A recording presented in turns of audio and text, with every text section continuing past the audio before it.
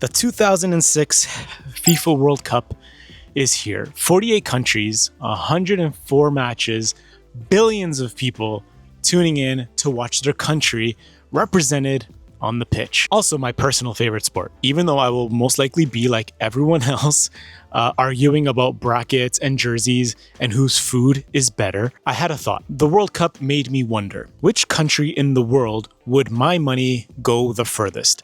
And if you watch this video, you're going to walk away with something, I swear. It's going to be very useful.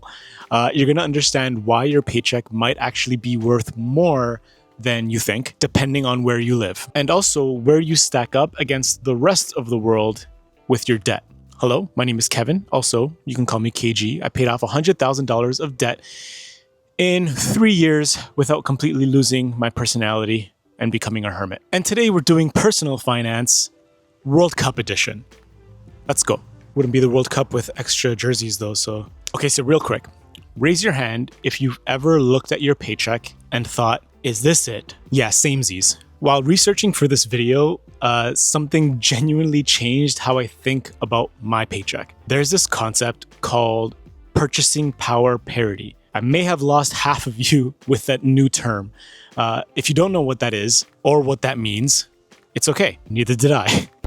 It basically means your salary only matters based on what it can actually buy where you live. So a $5,000 a month salary in, let's say, Switzerland versus a $5,000 monthly salary somewhere else with a much lower cost of living, these are not the same $5,000. Here's where the World Cup comes in, I swear. Researchers looked at 48 countries and ranked them by where wages actually go the furthest once you adjust for local prices. Here's a quick picture. Go ahead and scan that. Where does your country fall, or where does it land on this list? I thought this was very interesting. Luxembourg, a tiny little country, probably not your pick to win the World Cup, mainly because they didn't qualify, tops the list. The average purchasing power here is over $9,300 a month after adjusting for what things cost there. Now guess who comes in fifth? The United States. Not first, fifth. But here's an interesting twist. Switzerland, one of the most famous high salary countries in the whole world, falls behind Canada and Spain once you factor in how expensive everything is there. Ask anyone who's ever been to Switzerland and they'll tell you that it costs like $36 for half a sandwich. The country that's famous for watches, chocolate, and making you feel broke drops in the ranking. I imagine it like the wedding tax there. When you want to buy flowers, it's $1,000, but if you want to buy flowers and it's for a wedding, it's $7,000. It's like that in Switzerland, but for everything. Their average local purchasing power ends up around $4,600 a month, despite salaries looking massive on paper. Okay, but who cares? Now, what does this mean for you? Sitting here watching a personal finance video instead of just watching the World Cup like a normal person. It means your paycheck might be doing more work than you give it credit for. If you're in Canada or the US, you're in the top 10 globally for real purchasing power. And I know that doesn't feel like it, especially when you're looking at your grocery bills. My personal thought in these studies is that they work on a lot of averages, and the averages can be pulled in any which direction because of a giant number on either side of that average. But the point is, most people are walking around thinking they're broke compared to some global standard that doesn't actually exist the way they imagine it. The number on your paycheck isn't the whole story. What you can do with that paycheck is. I see a lot of the same social media posts that most of you see of people traveling to very expensive countries and wondering how they manage to do that if we live in the same country. Makes me feel like my paycheck is definitely not enough. After that last monologue, we'll go.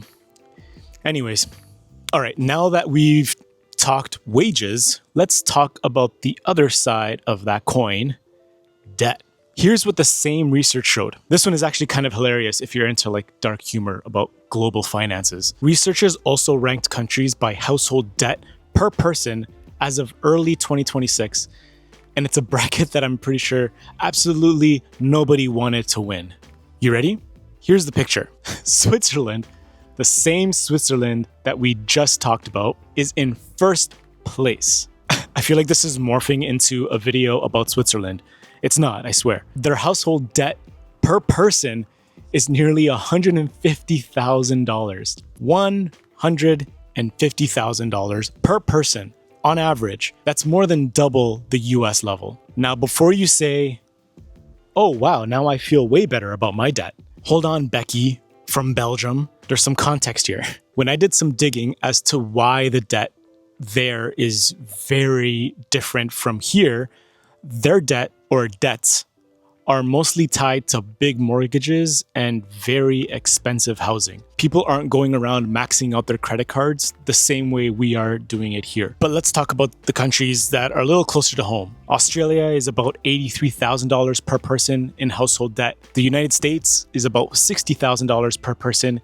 Canada is around $58,000 per person. And Canada, which I found very interesting, specifically has the highest household debt to income ratio in the entire G7. A sentence I never thought I would understand 10 years ago, but here I am yelling it to you on the internet. That means for every dollar of disposable income a Canadian household has, they owe about $1.75. I'm Canadian. I am not proud of this stat. That's like if every single time someone gave you $100, you already owed $175 on it before you spent a single dollar on anything else. And the total US household debt, $21.2 trillion as of early 2026. With a T, by the way. Imagine having 6 zeros in your bank account, then doubling it. You'd have $0 because you can't multiply by 0. Pay attention. Anyways, now here's where the World Cup comparison gets actually kind of fun. Some of the countries with the lowest debt per person include nations that are also, let's say, the underdogs in the tournament. Countries like Nigeria, Monaco, India, Indonesia, and Egypt, where household debt is a fraction of what Western levels. Is it because they're like master spreadsheeters? No. It's because access to credit and mortgage systems work completely different there. The lesson though, high debt is not just a bad decisions problem. A lot of it is the system that surrounds the people that live in that country. It's housing costs that skyrocket. It's interest rates. It's a system that basically hands you a credit card before you become an adult. And if you're watching this right now, sitting on some credit card debt or a car payment, you're not some uniquely irresponsible person. You're a person inside a system that was designed to keep you in debt, which is exactly why learning this stuff matters. I spent a lot of years being ignorant to a lot of the information around finances, but I feel like learning about how it works in other countries really makes me feel a little bit more confident about my finances here in Canada. I feel like switching to a black jersey in the middle of this heat was a bad idea.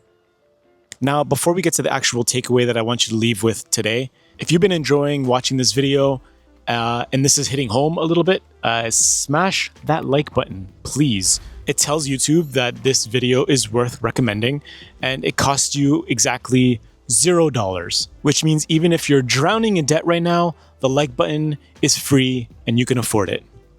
Okay, back to it. So here's the thing I really want you to take away, and what I really want you to walk away with. We just did a world tour of wages and debt using soccer as clickbait. Countries that look wealthy on paper aren't always winning the purchasing power game. Countries that carry massive debt aren't always irresponsible. A lot of it reflects housing systems and access to credit. And where you think you rank financially is probably being blurred by comparisons that don't actually apply to your life. Here's what I actually want you to do with this information. 1, stop measuring your financial health purely by the number on your paycheck. Start asking, what can I do with this money in the place where I actually live?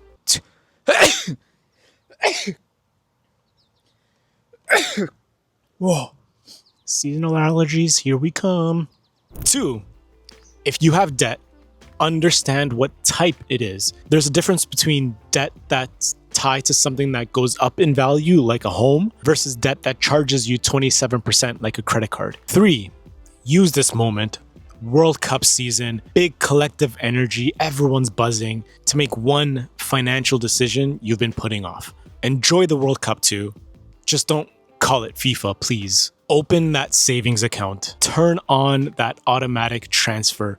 Call the bank about your debt. Not because the World Cup has anything to do with it, but because momentum is real, and the countries that win tournaments are the ones that show up consistently, do the boring work in training, and then execute when it matters. Personal finance works the exact same way. Boring, consistent, executed over time, and that's it. If you're dealing with debt and you want one-on-one guidance from someone who's been in your shoes, click the link in the description. Do not go buying World Cup tickets if you cannot afford it. It's better on TV anyways. Drop a comment below. Which country are you repping in the World Cup? Which one are you hoping wins? And then while you're here, check out this video. I think you'll like it. I'll see you next week.